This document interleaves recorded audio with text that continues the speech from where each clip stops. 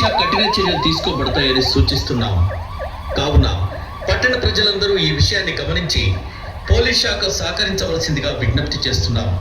ఇది తొర్రూరు పోలీసు వారి అధికారిక హెచ్చరిక. తొర్రూరు పట్టణ ప్రజలకు పోలీస్ శాఖ వారి విజ్ఞప్తి. తొర్రూరు పట్టణ ప్రజలకు తెలియచేయనిది ఏమనగా, మున్సిపల్ చైర్మన్ మరియు వైస్ చైర్మన్ ఎన్నికల సందర్భంగా 17 ఫిబ్రవరి 2026 నాడు పట్టణమంతా 144 సెక్షన్ అమల్లో ఉంటుంది.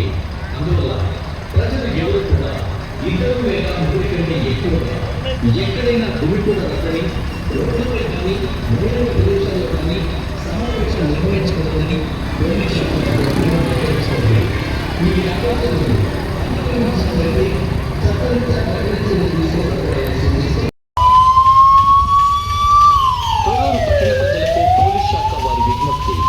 తొర్రూరు పట్టణ ప్రజలకు తెలియచేయనిది ఏమనగా, మున్సిపల్ చైర్మన్ మరియు వైస్ చైర్మన్ ఎన్నికల సందర్భంగా 17 ఫిబ్రవరి 2026 నాడు పట్టణమంతా 144 సెక్షన్ అమల్లో ఉంటుంది.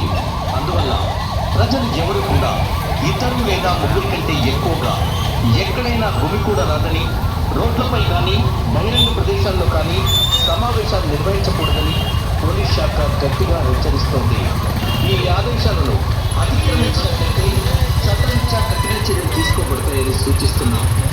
కావున పట్టణ ప్రజలందరూ ఈ విషయాన్ని గమనించి పోలీస్ శాఖ సహకరించవలసిందిగా విజ్ఞప్తి చేస్తున్నాం. ఇది తొర్రూరు పోలీసు వారి అధికారిక హెచ్చరిక. తొర్రూరు పట్టణ ప్రజలకు పోలీస్ శాఖ వారి విజ్ఞప్తి. తొర్రూరు పట్టణ ప్రజలకు తెలియచేయనిది ఏమనగా, మున్సిపల్ చైర్మన్ మరియు వైస్ చైర్మన్ ఎన్నికల సందర్భంగా 17 ఫిబ్రవరి 2026 నాడు పట్టణమంతా 144 సెక్షన్ అమల్లో ఉంటుంది. అందువల్ల ప్రజలు ఎవరు కూడా ఇద్దరు లేదా ముగ్గురి కంటే ఎక్కువగా ఎక్కడైనా గుమికూడ రాదని, రోడ్లపై కానీ బహిరంగ ప్రదేశాల్లో కానీ సమావేశాలు నిర్వహించకూడదని పోలీస్ శాఖ గట్టిగా హెచ్చరిస్తోంది.